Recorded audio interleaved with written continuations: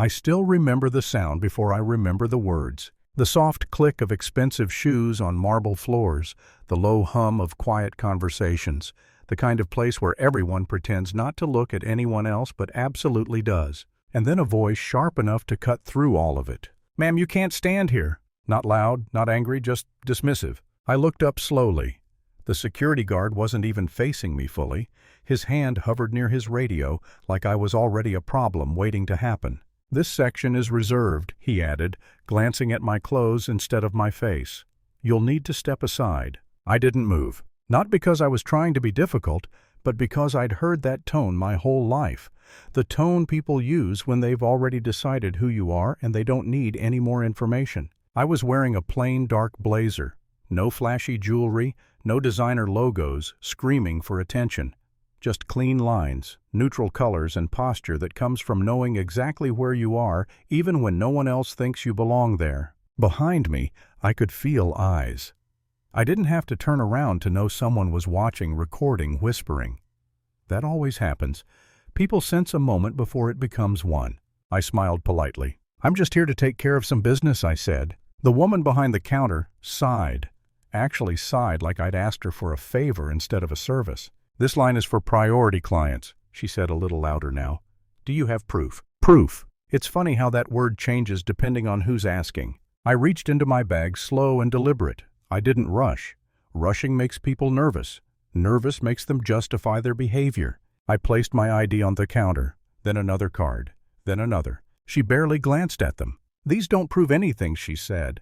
"Anyone can fake credentials these days." Anyone. That's when I felt it. Not anger, not yet, but that familiar tightening in my chest. The kind that comes when you realize this has nothing to do with policy and everything to do with perception. The guard stepped closer. Too close. "Ma'am," he said louder now, "you're causing a disturbance." I almost laughed. I hadn't raised my voice. I hadn't touched anything. I hadn't demanded a thing. I was standing still, breathing, existing, and somehow that was disruptive. I glanced around the room. Men in tailored suits walked past without slowing down. No one asked them for proof. No one questioned whether they belonged. Belonging, apparently, was something you could see as long as you knew what to look for. My phone buzzed in my pocket. I didn't check it. Not yet. A manager appeared, summoned by discomfort rather than reason. He looked me up and down the way people do when they think confidence must be borrowed. "What seems to be the issue?" he asked the staff, not me. "She's refusing to leave," the woman said quickly. "And she's being aggressive." Aggressive. That word has a way of shrinking rooms. I took a breath, slow and steady. "I'm trying to access my account," I said. "That's all."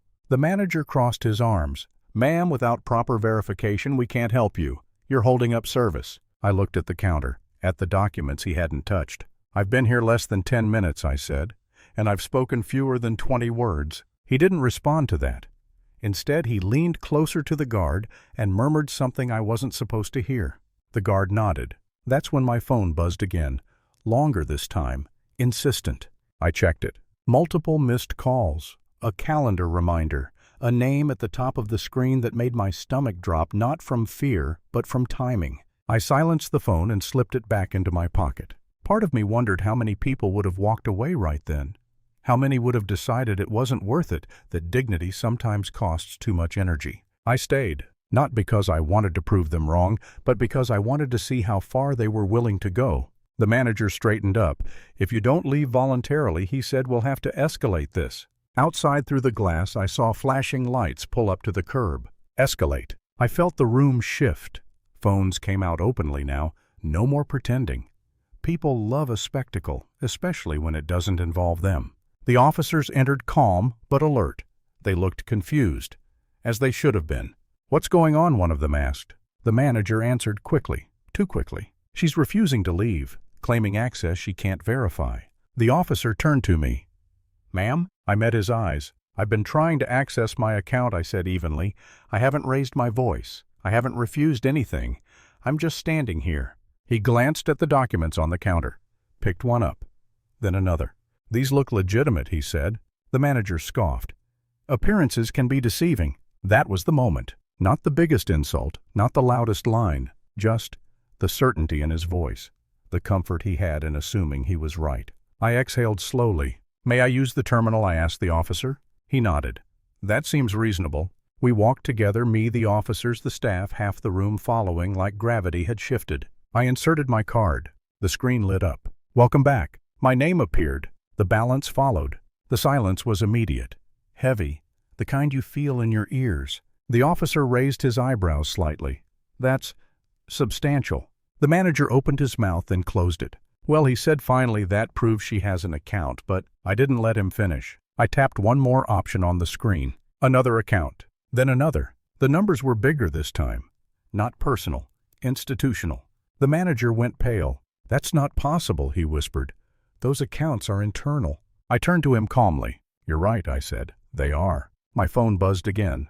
I answered this time. "Yes," I said softly. "I am downstairs. I'll be up shortly." I hung up and looked at the manager. "Conference room's on the top floor, right?" He stared at me like the ground had shifted under his feet. In the elevator, no one spoke. No one needed to. The doors opened. I walked first. The keycard worked. At the end of the hall, people were waiting, watching the clock, looking relieved when they saw me. "There you are," someone said.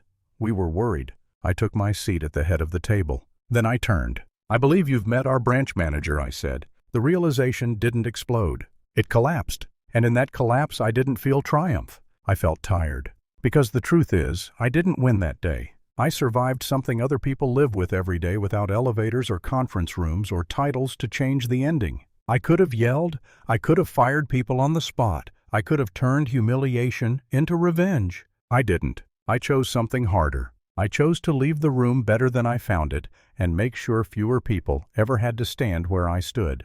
I walked out later the same way I walked in. Quiet. Unannounced. Only this time no one asked if I belonged. So let me ask you something. And really think about it. Do you believe respect should be earned through status? Or should it be the starting point for everyone?